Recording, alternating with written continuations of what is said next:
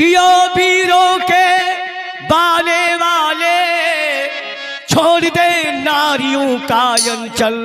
गर सच्ची माँ का बेटा है तो है दुर्योधन बाहर चल।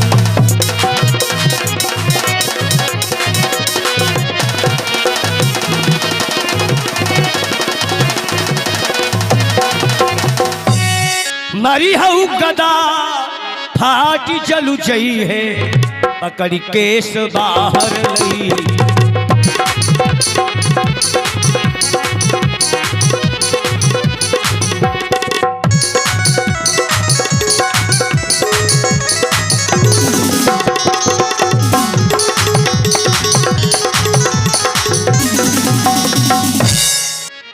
महाभारत वीर गाथा है और महाभारत एक ऐसा ग्रंथ है जिसमें केवल लड़ाई ही नहीं है, राजनीति, धर्मनीति, रणनीति, कूटनीति, सारी नीतियां महाभारत के अंतर्गत हैं। महाभारत पंचम वेद है। महाभारत में महाराज श्री कहते हैं श्रीमद् भगवत गीता जैसा ग्रंथ निकला जो आज भी जिसकी अदालत में सौगंध ली जाती है। महाराज कहते हैं जिस समय दुर्योधन की सारी सेना मार दी जाती है, 99 भाई दुर्योधन के मारे गए, प्यारे सारी सेना मार दी गई, अकेला बचा दुर्योधन। अब जब दुर्योधन अकेला बचा, चारों ओर मुड़ करके देखा, आज हमारी पीठ बचाने वाला कोई वीर नहीं बचा है। कि भारत पारथ ने कियो मारे अगणित वीर।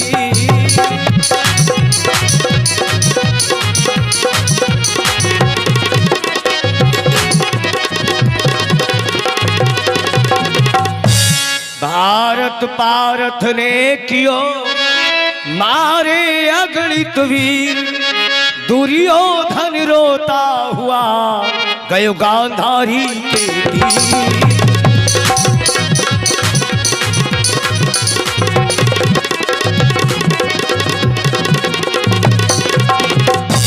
दुर्योधन जब भागा तो आगे देखा रक्त की नदी बह रही है। ये हमारे देश का दुर्भाग्य था, ये हम हिंदुओं का दुर्भाग्य था। प्यारे इतने वीर महाभारत काल में मारे गए जो रक्त की नदी बह निकली। मां गांधारी बैठी है, नेत्रों पर पट्टी बंधी है। दुर्योधन गया, दुर्योधन ने प्रणाम किया, त्राहि माम, मां मेरी रक्षा करो। मां गांधारी ने पूछा, बेटा महाभारत युद्ध चल रहा था, परिणाम क्या हुआ? दुर्योधन रोने लगा, मां एक वीर ने पूरा महाभारत कर दिया। किसने महाभारत कर दिया? अब दुर्योधन कहता है भैया कि भारत पारथ ने कियो मारे अगणित वीर।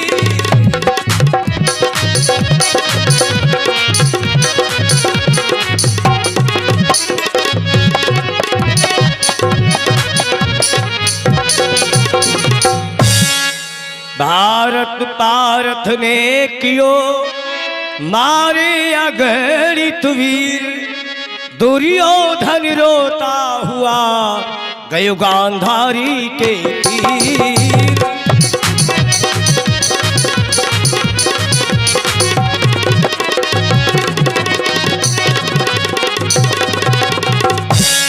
प्यारे आज दुर्योधन कहने लगा, मैया एक वीर अर्जुन ने पूरा महाभारत कर दिया। मां गांधारी ने कहा, बेटा तुम्हारे पास में बड़े बड़े महारथी योद्धा थे, गंगा पुत्र भीष्म, जिन्हें इच्छा मृत्यु का वरदान आचार्य गुरु द्रोणाचार्य जी, जब तक इनके हाथ में अस्त्र है, जब लग अस्त्र रहे करमाही, तीन लोग को जीतन नाही। कहाँ गए गुरुदेव? कुल गुरु कृपाचार्य, बड़े बड़े महारथी योद्धा। दुर्योधन रोकर के कहने लगा, माँ थे तो बड़े महारथी योद्धा, लेकिन आज हमारी पीठ बचाने वाला कोई नहीं बचा। गांधारी के तीर रोई के भूपति बचन सुनाए, कुरुक्षेत्र के बीच मां तुम्हें वीर अनेक नसाए।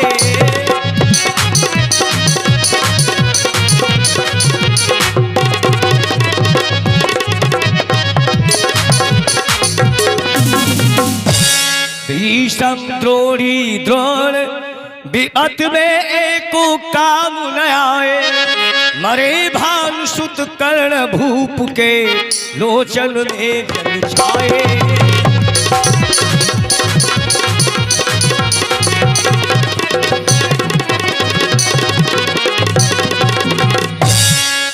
दुर्योधन कहता है मां, थे तो बड़े बड़े महारथी योद्धा, लेकिन हमारी पीठ बचाने वाला अब कोई नहीं बचा।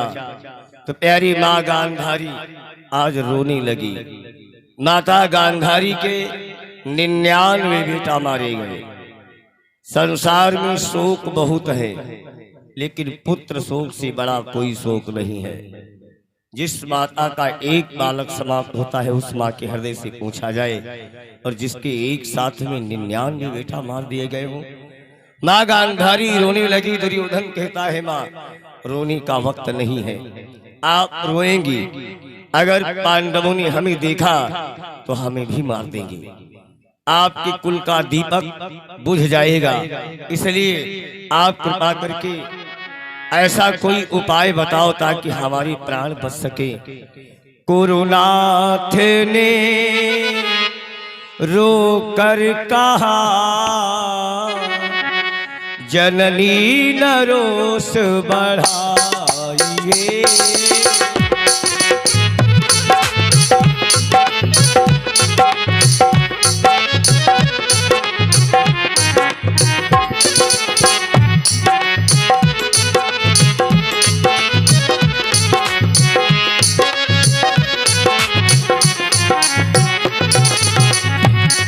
गुरुनाथ ने रोकर कहा, जननी न रोष बढ़ाइए। जिस भांति मम कारज बने, जिस भांति मम कारज बने, माता तू युक्ति बताइए।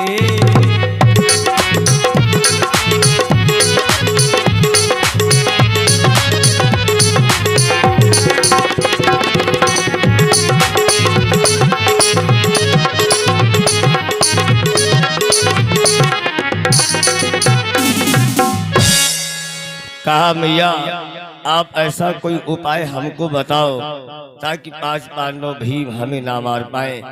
माँ गांधारी ने कहा, अगर तुम अपने को बचाना चाहते हो तो धर्मराज युधिष्ठिर के पास में चले जाओ। धर्मराज युधिष्ठिर आपको बचने का उपाय बता देंगे। दुर्योधन कहने लगा, माँ आप पुत्र शोक में इतना अधिक दुखी हो गई, आप ये नहीं समझ पा रही हो क्या कह रही हो। पांडव हमारे शत्रु हैं, दुश्मन के पास हम बचने का उपाय पूछने जाएंगे तो दुश्मन बचने का उपाय बताएगा या मौका पाते ही काल के गाल में वो झोंक देगा। मैया मैं पांडवों के पास में नहीं जा सकता। माँ गांधारी ने कहा, बेटा महाराज युधिष्ठिर वो किसी का दुश्मन नहीं है। युधिष्ठिर धर्म का अंश है। युधिष्ठिर सदैव धर्म की ही बात करता है। धर्मराज धर्मई करभासत, मित्र शत्रु एक ही सम राखत। हमें विश्वास है बेटा आप जाओगे तो महाराज युधिष्ठिर आपको बचने का उपाय जरूर बताएंगे। जब माँ गांधारी ने कहा, दुर्योधन प्यारी लाचार होकर विवश होकर की जाता है। 5 भाइयों समेत महाराज श्री युधिष्ठिर जी बैठे थे। देखा आज अभिमानी भाई दुर्योधन मेरे पास में आ रहा है। आओ आओ छोटे भाई कुरुनाथ, कहिए कैसे आपका मेरे पास में आना हुआ। दुर्योधन गया, युधिष्ठिर को प्रणाम किया। युधिष्ठिर जी ने पास में बिठा लिया। भैया कैसे आए हो मेरे पास? दादा मेरी माँ गांधारी जी ने भेजा है। किस लिए? आप ऐसा हमें कोई उपाय बताओ ताकि 5 पांडव भीम हमारा संहार न कर पाए। पांडवों से ही पूछ रहा है दुर्योधन। धर्मराज महाराज श्री युधिष्ठिर मुस्कुराए, भैया जैसे दवा घर में रखी हो और मेडिकल पर आप पर्चा लेकर भटक रहे हो। बोले हमारे घर में कौन सी ऐसी दवा है? बोले दुनिया की सबसे बड़ी शक्ति। वो कौन है शक्ति? पतिव्रत धर्म की। ध्यान में, माता गांधारी पतिव्रता है। माँ गांधारी का विवाह अंधे धृतराष्ट्र से हुआ। माता गांधारी कहाँ की है? अफगानिस्तान की। प्यारे, हमारा भारत सोने की चिड़िया है। हमारे भारत में ऐसे ऐसे प्रतापी वीर हुए हैं। माता गांधारी प्यारे कहते हैं अफगानिस्तान की है। तो महाराज श्री गंगा पुत्र भीष्म ने कहा है गांधार से आप अपनी बेटी का विवाह महाराज श्री धृतराष्ट्र से करिए। संसार का ऐसा कोई पिता नहीं होगा जो अपनी सुंदर बेटी का विवाह अंधे से कर देगा। विवाह से एक बार उन्होंने इनकार किया तो बोले आपको हमसे युद्ध करना होगा। गंगा पुत्र को युद्ध में पराजित नहीं कर पाएंगे। तो बेबस होकर के प्यारे विवाह करते मंडप के नीचे जैसे ही महाराज धृतराष्ट्र जी गए तो गांधारी की सखियों ने देखा। गांधारी की सखियां भाग करके गांधारी के पास में आई। बहन तेरी किस्मत फूट गई। क्या हुआ? तेरा जिसके साथ में विवाह हो रहा है तेरा पति अंधा है। जैसे ही कहा तेरा पति अंधा है तो प्यारे ये हमारी कितनी वंदनीय माँ है। जैसे ही सुना मेरे पति अंधे हैं तुरंत उठाई पट्टी अपने नेत्रों पर बांध ली। जब हमारे पति इस संसार को नहीं देख सकते तो फिर ये संसार हमारे लिए आज से सोना हुआ। महाराज युधिष्ठिर कहते दुर्योधन जो माता गांधारी जी ने वो पट्टी बांधी है पतिव्रता नारी की वो शक्ति उसमें आ चुकी है। अगर माँ गांधारी वो पट खोल करके देख लें तो आपका सारा शरीर वज्र का हो जाएगा। आपका सारा शरीर वज्र का हो जाएगा। भीम क्या दुनिया में तुम्हें कोई नहीं मार सकता। ताकत कौन है? एक ही धर्म एक व्रत नेमा काहे बचन मन पतिपद प्रेमा।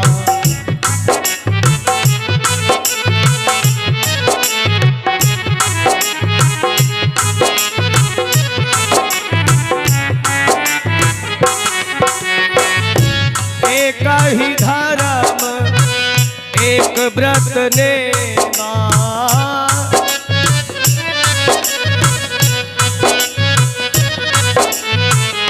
काय बचन मन पतिपद प्रेमा। पति तन मन धन पति श्रृंगारा। पति तन मन धन पति श्रृंगारा। पति पत्नी आधार।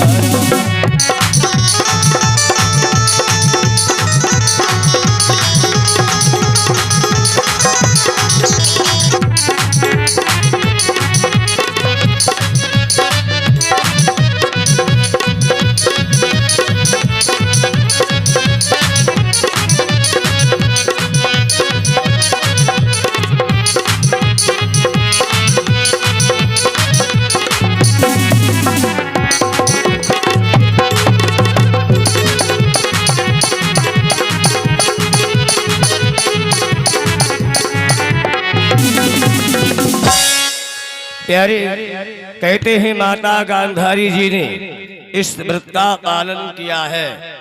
महाराज आज जैसे ही युधिष्ठिर जी ने बचने का उपाय बताया दुर्योधन चल दिया।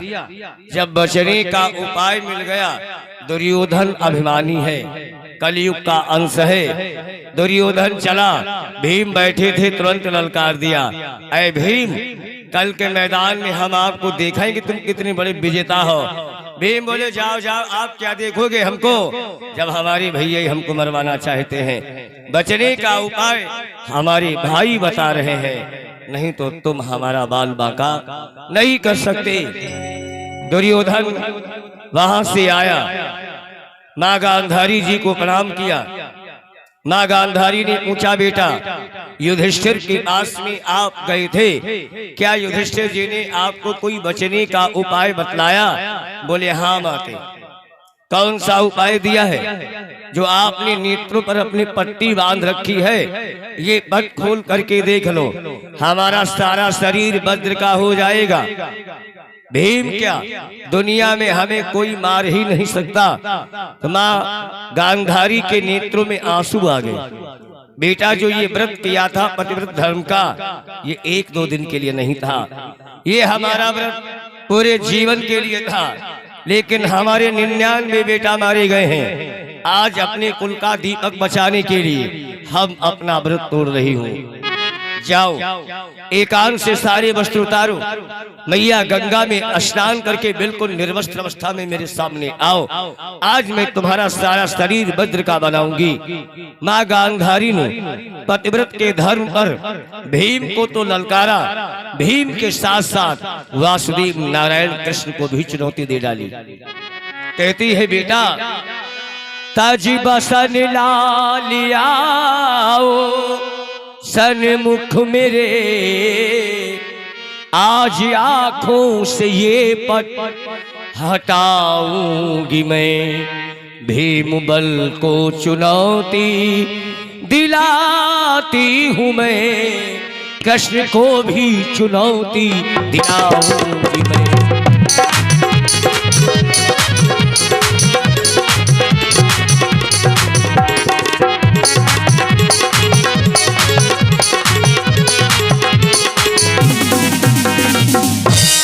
कहा, बेटा जाओ, एकांत से सारे कपड़े उतार करके मेरे सामने बिल्कुल निर्वस्त्र होकर के आओ।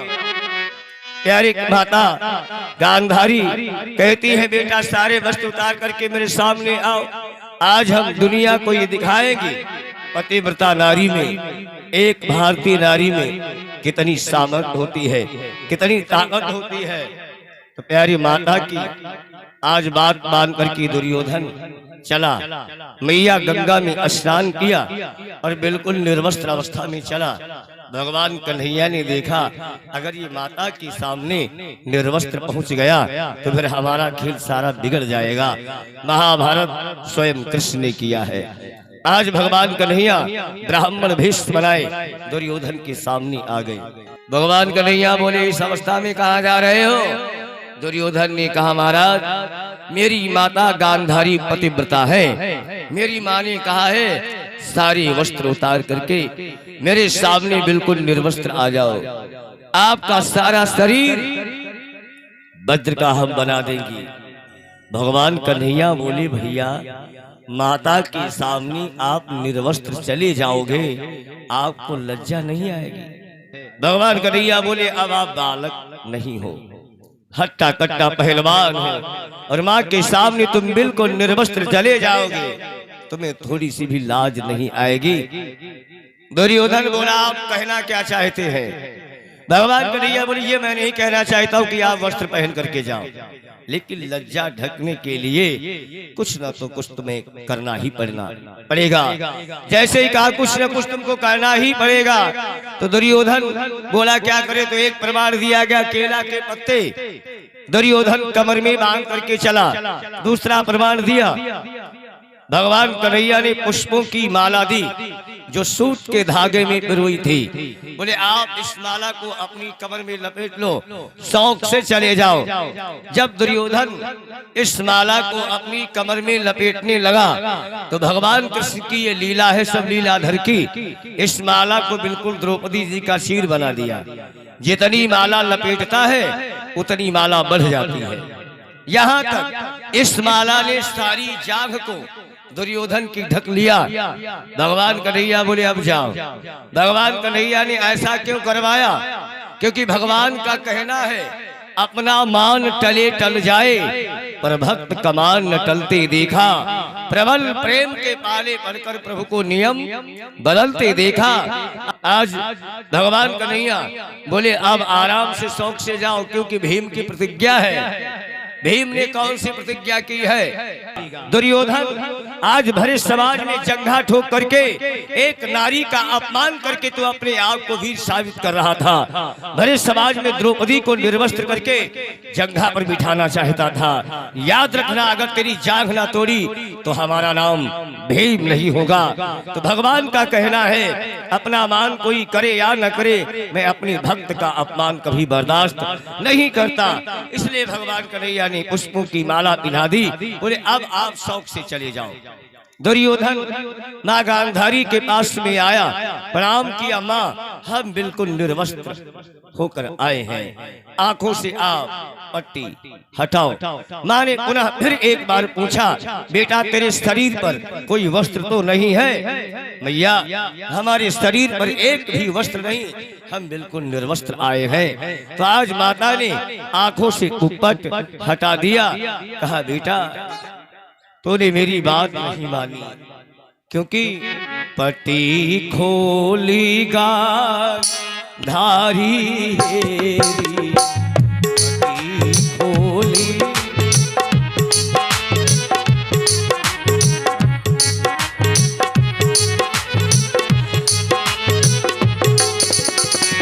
पट्टी खोली गांधारी हेरी, पट्टी खोली गांधारी हेरी, रे सुत बात राखी मेरी।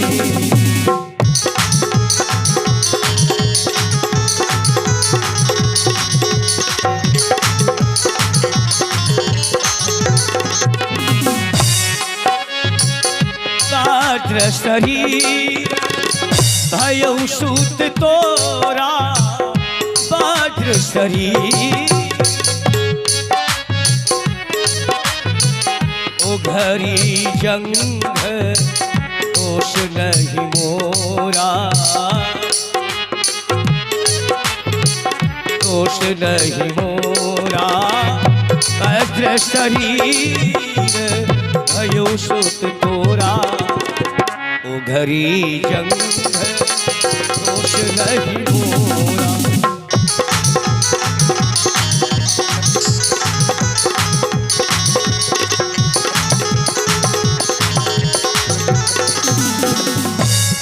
प्यारे पटी खोल गांधारी हेरी, रे सुत बात न राखिए मेरी। मैंने तुझसे कहा था सारे वस्त्र उतार कर हमारे सामने निर्वस्त्र आना, लेकिन तू ये माला पहन करके आया है, सारा शरीर तेरा वज्र का हो गया, लेकिन बेटा तेरी जांघ ऐसे रह गई। मैंने अपना व्रत तोड़ दिया, दुर्भाग्य में तुझे अमर नहीं बना पाई। अमर में जाकर के छिप जा। प्यारे माँ गांधारी आज जैसे ही कहा जाकर के बेटा व्यास सरोवर में छिप जा, दुर्योधन व्यास सरोवर में छुपने के लिए गया। दुर्योधन कोई साधारण राजा नहीं है। प्यारे भगवान कन्हैया के एक तलवे में पद्म है, दुर्योधन के दोनों तलवे में पद्म है। दुर्योधन जब जल में चलता है तो कमल के पुष्प प्यारे खिल जाते हैं। दुर्योधन जब जल में चलता है तो कमल के पुष्प खिल जाते हैं। प्यारे महाराष्ट्री कहते हैं दुर्योधन जल स्तंभन विद्या जानता है। दुर्योधन जल में बैठ जाता है, जल अपना प्रभाव नहीं दिखा पाता। ये विद्या महाराष्ट्री धृतराष्ट्र जी ने सिखाई है। 18 दिन महाभारत युद्ध हुआ, माँ लक्ष्मी सारे संसार में भ्रमण करके आई। दुर्योधन जैसा भाग्यवान राजा नहीं मिला, फिर आकर के भुजा पर बैठ गई। प्यारे महाराज कहते हैं इतना सब कुछ होते हुए भी दुर्योधन व्यास सरोवर में छिपने क्यों चला? क्योंकि इसने अन्याय का साथ दे दिया। और प्यारे अन्याय पर जब चलोगे, अन्याय देखते देखते बहुत बढ़ता है, लेकिन जब उसका पतन होता है तो प्यारे समूल उसका पतन हो जाता है। आज अन्याय चलने का ये परिणाम निकला, दुर्योधन अकेला बचा। विचार किया, अगर मैं सीधे घुसूंगा व्यास सरोवर में कमल के पुष्प खिल जाएंगे, अगर पीछे से पांडव आए तो पता चल जाएगा दुर्योधन इसके अंदर छिपा है। यहाँ पर भी दुर्योधन ने चालाकी की, उल्टा पैरों से चल करके गया। ये लगता है बाहर निकला, लेकिन ये दुर्योधन की चालाकी थी, उल्टा पैरों से गया। प्यारी माता लक्ष्मी ने इसे शरणागति दे दी। दुर्योधन व्यास सरोवर में छिपा। अब इधर प्यारे थोड़ा हाल पांडवों का देखिए, जब भगवान कन्हैया ने विजय का संपूर्ण शंख बजाया तो पांचाली द्रौपदी ने ये जान लिया आज अभिमानी दुर्योधन मार दिया गया। द्रौपदी ने आरती का थाल सजाया। द्रौपदी जी द्वार पर आके खड़ी हो गई। पांच पांडव कन्हैया के साथ में जैसे ही गए तो पांचाली द्रौपदी ने कहा सबसे आगे वो आए जिसने महाराज दुर्योधन का संहार किया हो। पांचों पांडव पीछे आ गए। भीम ने कहा दुर्योधन के 99 भाई हमने मारे, लेकिन दुर्योधन को नहीं मारा।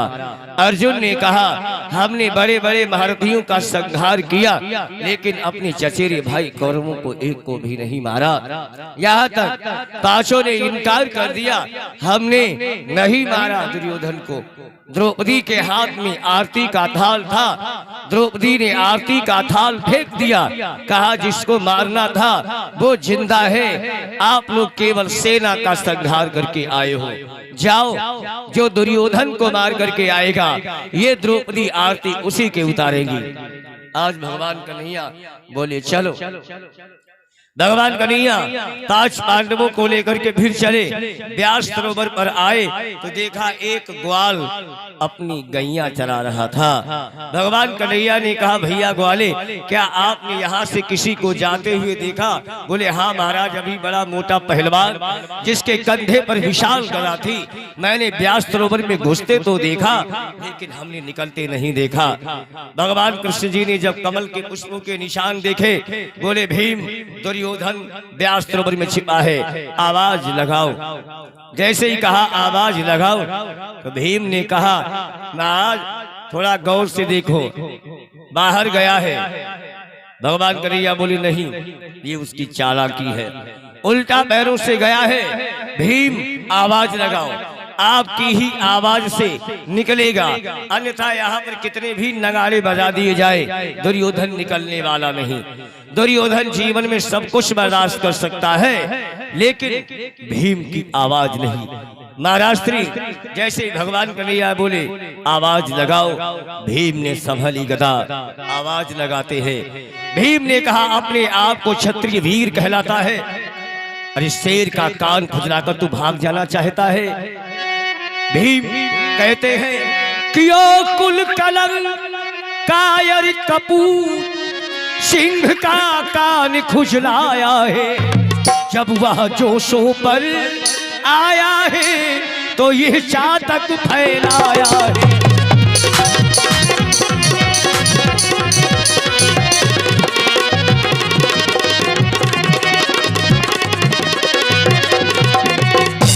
भीम ने कहा अपने आप को तू वीर कहलाता है, अरे शेर का कान खुजलाकर तू भाग जाना चाहता है, बेटा जल्दी से निकल करके बाहर आ। जैसे ही भीम ने आवाज लगाई निकल के बाहर आ। दुर्योधन भीम की आवाज बर्दाश्त नहीं कर सकता। दुर्योधन ने संभाली गदा, जैसे चलने के लिए तैयार हुआ। माता लक्ष्मी ने कहा बेटा ये आवाज भीम की नहीं है, ये आवाज काल की आ रही है, अगर आज आप जाओगे तो आज तुम मारे जाओगे, इसलिए मैं आपको समझाती हूँ बेटा मान जाओ। दुर्योधन कुछ क्षण के लिए माँ भगवती लक्ष्मी के पास में बैठ गया। प्यारे आज जैसे ही दुर्योधन बैठा, भगवान कन्हैया ने देखा भीम की एक आवाज बर्दाश्त नहीं करता, आखिर ये क्यों नहीं निकला। भगवान कन्हैया बोले भीम दूसरी आवाज लगाओ। भीम ने फिर संभाली गदा, दूसरी आवाज लगाते हैं कियो वीरों के बाले वाले, छोड़ दे नारियों का अंचल, गर सच्ची माँ का बेटा है तो है दुर्योधन बाहर चल।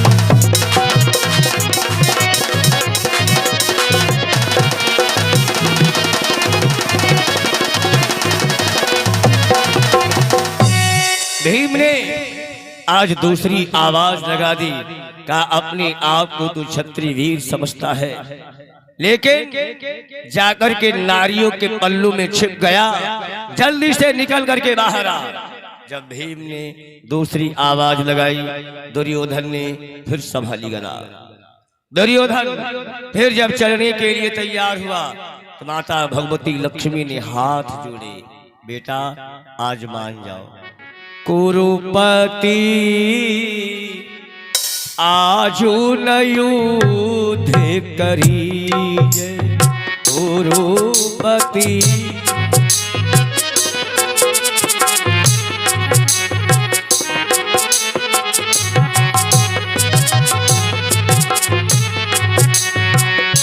मरी हुई जितनी सेना है,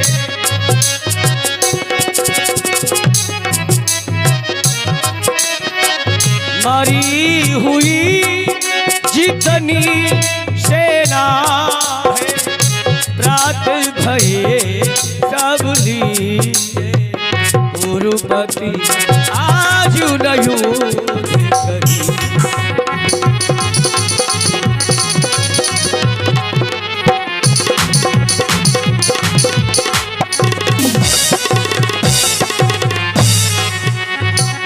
हाथ पकड़ी कमला समझावे, राजन बचन सुन लीजे, हाथ पकड़ी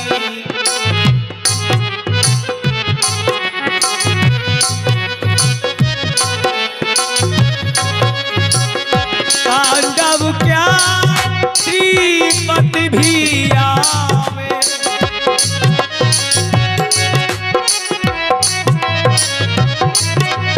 बेटा अगर आज तुम मान जाओ तो कल पांडव क्या श्रीपति भी आवे, आप कृपा कर दीजिए, गुरुपति आज नहीं।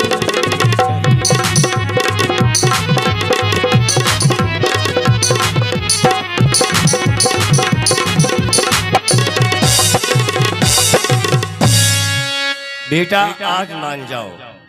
भगवान नारायण कृष्ण जी ने देखा भीम की ये एक आवाज बर्दाश्त नहीं करता दुर्योधन, और आज भीम दुई आवाजें लगा चुके, ये निकला नहीं। भगवान तो सर्वंतर्यामी सब कुछ जानते हैं। बोले भीम थोड़ा मर्दानी ताकत में आवाज लगाओ। भीम ने संभाली गदा, बोले तुम ऐसे नहीं निकलोगे, मरी हूँ गदा फाटी चलू चई है, पकड़ी केस बाहर लई।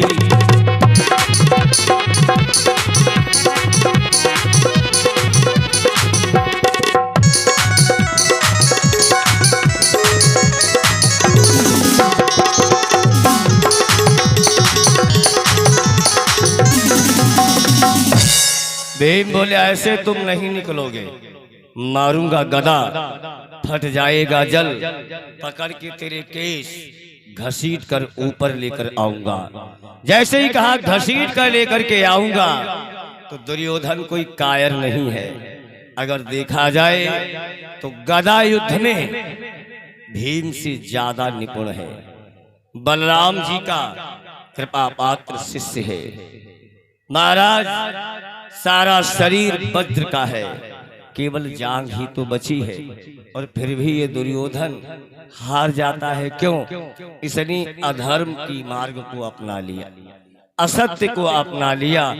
विजय सदैव सत्य की होती है।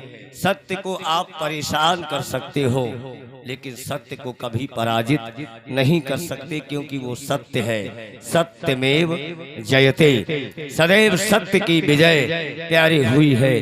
तो पांडवों ने अपनी जीवन में सत्य को अपनाया है। महाराज आज जैसे ही भीम ने तीसरी आवाज लगाई तो दुर्योधन संभाली गदा, चलने के लिए तैयार हुआ।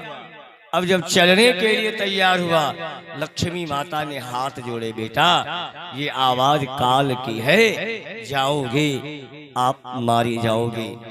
दुर्योधन कहने लगा, माँ जो आया है उसे एक दिन मरना पड़ता है।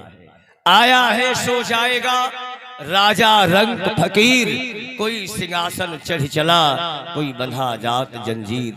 जन्म से पहले मृत्यु निश्चित कर दी जाती है। मरना तो सभी को पड़ेगा, लेकिन दुर्योधन कहता है मैं क्षत्रिय वीर हूं और एक वीर दुश्मन की ललकार कभी बर्दाश्त नहीं करता। दुर्योधन जब तक जिया है आन बान शान के साथ जिया है और मरेगा भी आन बान शान के साथ में। दुर्योधन कहता है जब तक मैं जीवित हूं अपनी पराजय कभी भी स्वीकार नहीं करूंगा। माता लक्ष्मी ने समझाया। दुर्योधन कहता है मां दुश्मन आवाज लगा रहा है, मैं वीर हूं और वीर दुश्मन की ललकार बर्दाश्त नहीं करता। इस तीसरी पुकार पर रुक न सका रणधीर।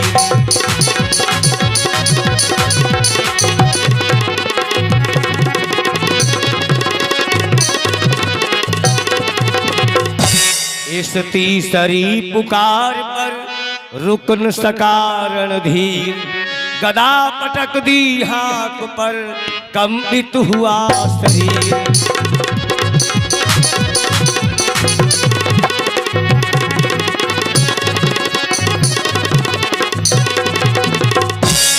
प्यारे कहते हैं इस तीसरी पुकार पर रुक न सका रणधीर। दुर्योधन ने गदा पटक दी, मैं आ रहा हूं, निकल करके तुरंत बाहर आ गया। युधिष्ठिर ने देखा, आइए आइए भैया आपका स्वागत है। युधिष्ठिर ने हाथ जोड़े, जो धर्म है वो हाथ जोड़ते हैं।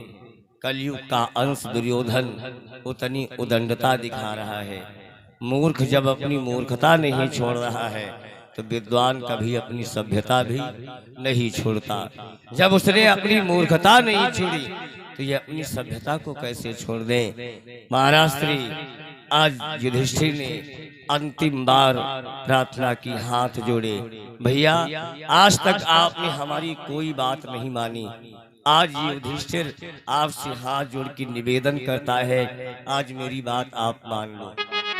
क्या कहना चाहते हो दादा? बोले भैया मुझे 5 गांव अजहू मोहि दीजे, अपनो छत्र सिंहासन ली।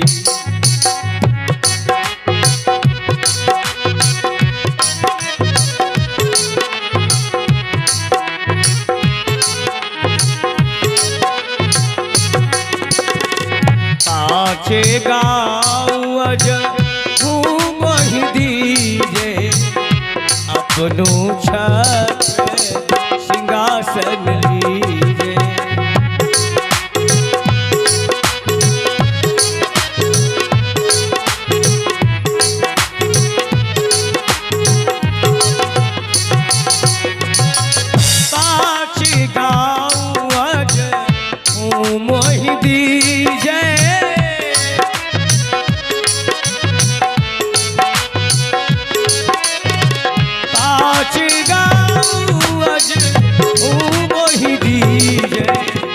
अपनो छत्र सिंहासन।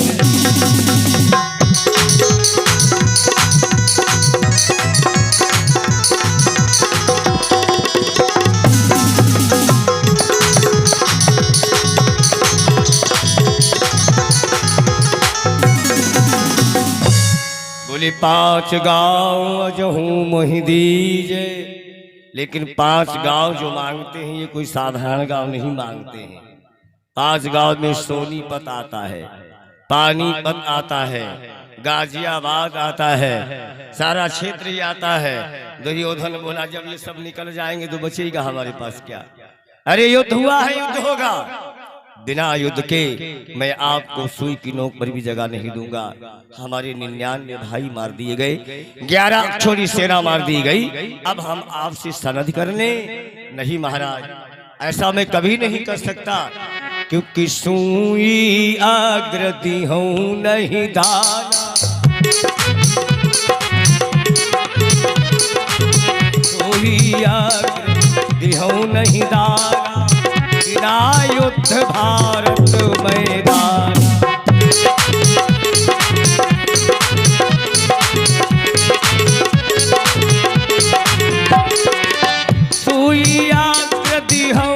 नहीं दाना, बिना युद्ध भारत मैदान।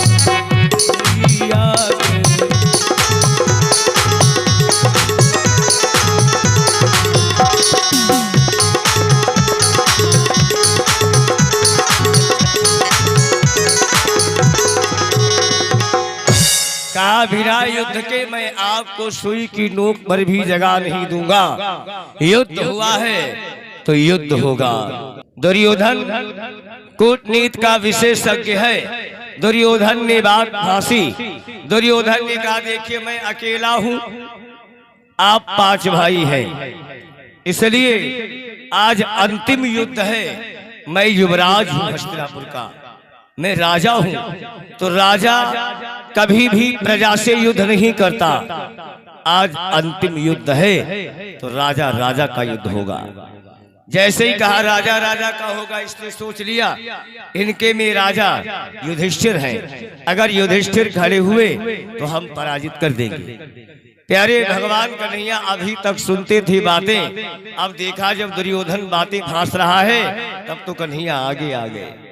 भगवान कन्हैया बोले भैया दुर्योधन हमारे में राजा भीम है। भीम ये कब से राजा बन गए?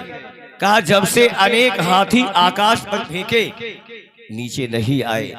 हाथियों को फेंकना आकाश पर, पांव धरना फिर किसी की लाश पर। कहा तब से राजा हमारे में भीम है। कहा राजा भीम है, ठीक मैं मानता हूँ। राजा के सामने सभी नतमस्तक होते हैं क्योंकि राजा में परमात्मा का विशेष अंश होता है। कहा अगर राजा भीम है तो महाराज युधिष्ठिर भीम को प्रणाम करें। फिर बात फांस दी, अगर युधिष्ठिर भीम के आगे झुकेंगे तो धर्म की शक्ति भीम बर्दाश्त नहीं कर पाएंगे, भीम जलकर खाक हो जाएंगे। ये दुर्योधन जानता है। भगवान कन्हैया अपना पीतांबर बांसुरी भीम जी की बगल में दबा दिया। युधिष्ठिर को संकेत किया आप भीम को प्रणाम ना करो, आप हमारे पीतांबर बांसुरी को प्रणाम करो। कन्हैया भीम के पीछे खड़े हो गए। राजा युधिष्ठिर ने पीतांबर बांसुरी को प्रणाम किया। कन्हैया ने पीछे से हाथ उठा दिया, विजयी भव। ये लीला सब कृष्ण की है। अब क्या था, दोनों वीर समर में कूद पड़े। दुर्योधन ने कहा हमारे गुरुदेव द्रोणाचार्य अब दुनिया में नहीं है, हमारे गुरुदेव बलराम हैं। अगर आज बलराम जी होते तो आकर के हमारा युद्ध देखते। जब तक बलराम जी तीर्थ यात्रा पर गए थे आ गए। प्यारे दुर्योधन कहने लगा गुरुदेव आपने हमें विद्या दी है, देखिए आपका शिष्य विद्या में निपुण है या नहीं। अब सारा युद्ध गुरुदेव बैठ करके देखिए, जब तक युद्ध समाप्त ना हो जाए गुरुदेव आप नहीं जाएंगे। बलराम जी ने कहा बेटा मैं बैठा हूँ। प्यारे अब दोनों वीर समर में कूद पड़े। कोई किसी से कमजोर नहीं है। 10,000 हाथियों की ताकत भीम में है तो 10,000 हाथियों की ताकत दुर्योधन में भी है। युद्ध होने लगा, दोनों समान बलवीर वीर, दोनों गुमान गर्वीरे समान।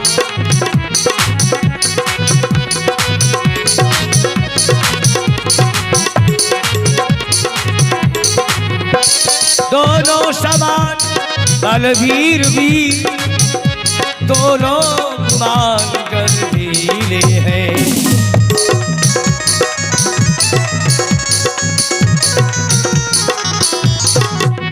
दोनों ऋषोद दोनों त्यागी,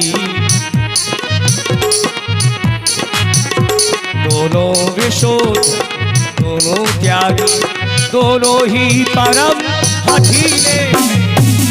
ऋषोद दोनों त्यागी,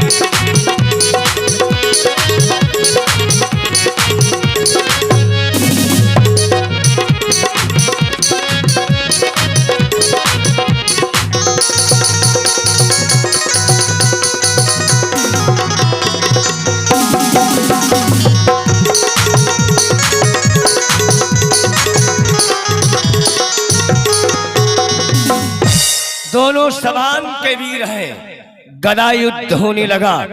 जब गदा आपस में ठनकी तो बड़ी तेजी से प्यारे शोरगुल होने लगा। 10-10 हजार हाथियों की ताकत दोनों वीरों में है। जब महाराज भीम दुर्योधन के ऊपर गदा का प्रहार करते हैं, दुर्योधन का सारा शरीर वज्र का है, केवल जांग बची है, तो ठनाका होती है गदा। दुर्योधन खिलखिला के हंसता है। जब दुर्योधन भीम के ऊपर गदा का प्रहार करता है तो भीम लड़खड़ा जाते हैं। भीम हिम्मत हारने लगे। गदा युद्ध में कहा है महाराज बलराम जी ने चाहे पांचों पांडव एक साथ खड़े हो जाएं, दुर्योधन का बाल बांका नहीं कर सकते। दुर्योधन गदा युद्ध में विशेष निपुण है। प्यारे आज भीम हिम्मत हारने लगे। भीम ने सोचा हम दुर्योधन को मार नहीं पाएंगे, दुर्योधन आज हमको ही मार देगा। भगवान कृष्ण जी ने संकेत किया, ऐ मझले दादा भीम, याद करो आपने कोई प्रण किया है। पांचाली द्रौपदी की याद दिलाई। कन्हैया ने जांग पर इशारा किया और जैसे जांग पर इशारा किया तो संकेत नाथ का पाते ही भीम ने जांघ पर वार किया।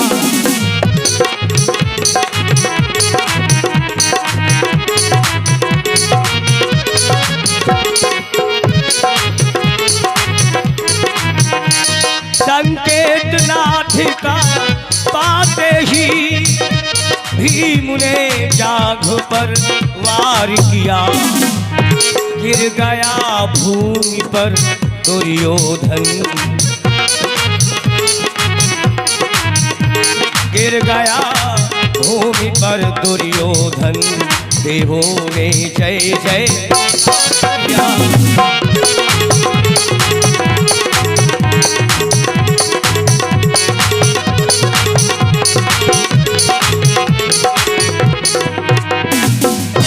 भीम ने संभाली गदा, दुर्योधन की नजर बचा करके आज भीम ने मारी गदा, दुर्योधन की जांघ टूट गई। अब जैसे दुर्योधन की जांघ टूटी, दुर्योधन जैसे ही धराशायी हुआ, बलराम जी ने देखा ये अन्याय है। बलराम जी ने कहा भीम, ये शिक्षा तुम्हें तुम्हारे गुरु द्रोणाचार्य ने दी थी या हमने दी थी? गदा युद्ध में कमर से नीचे प्रहार करना वर्जित है। गदा युद्ध में कमर से नीचे प्रहार नहीं किया जाता। भीम, तुमने दुर्योधन की जांग तोड़ी है। कहा तुमको ऐसा नहीं करना चाहिए था। महाराज आज युधिष्ठिर ने भी मना किया। कहा अब अपमान मत करो, ये राजा है दुर्योधन। युधिष्ठिर समझाते हैं भैया भीम छोड़ दो इसे। महाराज बलराम जी ने कहा आज के बाद ये कभी किसी का अपमान करने लायक नहीं रहेगा, आज मैं इसका काम तमाम कर दूंगा। बलराम जी ने संभाली गदा और जैसे भीम पर दौड़े, भगवान कन्हैया ने देखा अब तो अनर्थ हो गया। भगवान कृष्ण जी बीच में आ गए। आए कन्हैया, बलराम जी बोले आज तेरी कुछ भी नहीं चलेगी। आज तूने अपने आंखों के सामने अन्याय देख लिया, आज मैं तेरी नहीं चले दूंगा। तू बीच में क्यों आया? भगवान कन्हैया बोले अगर हम कुछ कर ना सकते तो फिर हम बीच में नहीं आते, इसलिए हम बीच में आए। कहा कन्हैया क्या तूने देखा नहीं, इस भीम ने, इस असभ्य योद्धा ने दुर्योधन की हमारे शिष्य की जांग तोड़ दी। गदा युद्ध में कमर से नीचे प्रहार करना वर्जित है। भगवान कन्हैया बोले बलदाऊ आज तुमको अन्याय नजर आया, इससे पहले आपने अन्याय नहीं देखा। जिस असभ्य योद्धा दुर्योधन की तुम बात कर रहे हो, इसने जीवन में न्याय कब किया? भीम को जहर के लड्डू खिलाए, न्याय था। लाक्षागृह में पांडवों को जलाया, ये न्याय था। छल पूर्वक दूध खिल खिलाया, ये न्याय था। भरे समाज में पांचाली द्रौपदी का चीरहरण करवाया, ये न्याय था। अरे साथ साथ महारथी मिलकर के 16 वर्ष के बालक अभिमन्यु को मारा, ये क्या कोई न्याय था? अरे ये दुर्योधन अन्याय करे तो कोई बात नहीं, अगर पांडवों से अन्याय हो जाए तो ये अन्याय है। भगवान कन्हैया बोले मत भूलो बलराम, मेरा अवतार होता है धर्म संस्थापनार्थाय संभवामि युगे युगे। मैं धर्म की स्थापना करने के लिए अवतार लेता हूँ। धर्म में जो भी बाधक आएगा मैं उसे रास्ते से हटा दूंगा। प्यारे जैसे ही कहा धर्म संस्थापनार्थाय, बलराम जी ने हाथ जोड़े, प्रभु मुझे क्षमा कर दीजिए।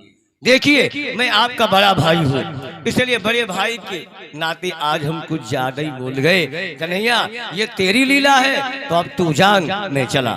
बलराम जी चले गए। दुर्योधन समर में पड़ा है। भगवान कन्हैया 5 पांडवों को लेकर के चले गए। इसे वरदान है सुख दुख जब दोनों एक साथ होंगे तब प्राण जाएंगे। अब ऐसा कौन समय बने जब सुख और दुख दोनों एक साथ हो जाए। जब सुख होता है तब दुख नहीं, और जब दुख होता है तब सुख नहीं, दोनों का समावेश एक साथ कैसे में हो। प्यारे दुर्योधन की 11 अक्षौहिणी सेना थी, जिसमें केवल 3 वीर बचे, कृतवर्मा, कृपाचार्य, अश्वत्थामा, द्रोणी। अश्वत्थामा द्रोणी आज भी अमर है। भागवत में श्लोक आया है, अश्वत्थामा बलिर्व्यासो हनुमानस्य विभीषणः कृपस्य परशुरामस्य सप्तैक चिरंजीविनः। ये 7 लोग चिरंजीवी हैं। आज अश्वत्थामा आया, अंक में भर लिया मित्र, ये आपका हाल किसने किया, आप उसका नाम बताओ, मैं पाजी को संसार में जिंदा नहीं छोड़ूंगा। प्यारे दुर्योधन रोने लगा, मित्र अश्वत्थामा, ये मेरा हाल पांडवों ने किया, भीम ने किया। कहा मित्र आप आदेश करो, 5 पांडवों के शीश काट करके मैं तुम्हारे कदमों में डाल दूंगा। दुर्योधन ने रक्त की भरी मिट्टी कुरुक्षेत्र की उठाई, अश्वत्थामा का तिलक कर दिया। अश्वत्थामा जब तक दुर्योधन जिंदा है अपनी पराजय कभी भी स्वीकार नहीं करेगा। क्या अगर 5 पांडवों के शीश काट करके तू लाएगा तो हस्तिनापुर का आधा साम्राज्य मैं तेरे नाम कर दूंगा। अश्वत्थामा मैं दुनिया से जा रहा हूँ, मुझे बहुत कष्ट है। हम 100 भाई थे, 11 अक्षौहिणी हमारी सेना थी, बड़े से बड़े महारथी योद्धा थे, सब मार दिए गए। पांडव केवल 5, आज तक एक भी पांडव नहीं मारा गया। अश्वत्थामा कहता है अभी 5 पांडवों के शीश काट करके मैं तुम्हारे कदमों में डाल रहा हूँ। अश्वत्थामा गया मारने के लिए, पांडव तो कन्हैया लेकर चले गए अपने साथ। 5 पतियों की रानी द्रौपदी है, द्रौपदी के 5 बेटा हैं, हर पति के अंश से एक बालक हुआ, लेकिन ये बिल्कुल पांडवों के हमशक्ल थे, लगता था ये पांडव ही है। आज द्रौपदी बेटा सो रहे हैं, नींद मृत्यु बराबर होती है, इसने पांडव समझ लिया। हत्यारे ने क्रोध में काट दिए सब बाल,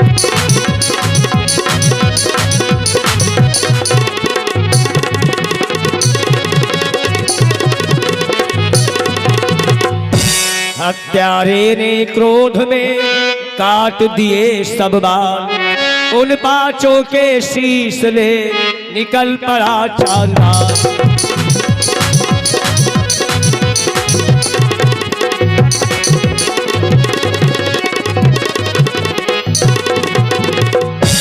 हत्यारे ने क्रोध में काट दिए सब बाल, क्रोध में 5 बेटों के शीश काट लिए। दुर्योधन को वरदान सुख दुख दोनों होंगे तब प्राण जाएंगे। दुर्योधन के पास भी अश्वत्थामा आया, मित्र दुर्योधन, जिन पांडवों ने इतना बड़ा महाभारत किया, जिन पांडवों ने आपकी ये दशा की, उन 5 पांडवों के मैं शीश काट करके लाया हूँ। दुर्योधन को एक क्षण के लिए अपार सुख मिला। शाबाश द्रोणी, तूने हमारे दुश्मनों से बदला चुका लिया। लेकिन फिर सोचने लगा, पांडव कोई खेत की मूली नहीं थे जो ये गया उखाड़ के चला आया। अरे जिन पांडवों ने इतना बड़ा महाभारत किया और ये अकेले ही मार करके चला आया। बोले भीम का शीश ला, भीम के बेटे का शीश पकड़ाया। 10,000 हाथों की ताकत रखने वाला दुर्योधन आज जैसे शीश को दबाया, शीश फूट गया। जब शीश फूट गया तो दुर्योधन रोने लगा। अश्वत्थामा किसे मारा? पांडवों को। कहा नहीं, ये पांडव नहीं है। जिस भीम के सर पर हमने हजारों गदा मारी, गदा के प्रहार से उसका शीश नहीं फूटा, वो हाथ के दबाने से फूट गया। ये भीम का शीश नहीं, ये द्रौपदी के बेटे का शीश है। अश्वत्थामा, तूने हमारा वंश समाप्त कर दिया। जीवन भर व्यक्ति कुकर्म करता है, लेकिन जब अंत समय आता है तब पछताता है। मेरा इतना बढ़िया हरा भरा कुरुवंश था, दुर्भाग्यवश ऐसा हमने महाभारत किया। आज हमारे वंश में कोई दीपक जलाने वाला नहीं बचा। अपार कष्ट हुआ। दुर्योधन के प्राण चले जाते हैं। बोले भक्त और भगवान की।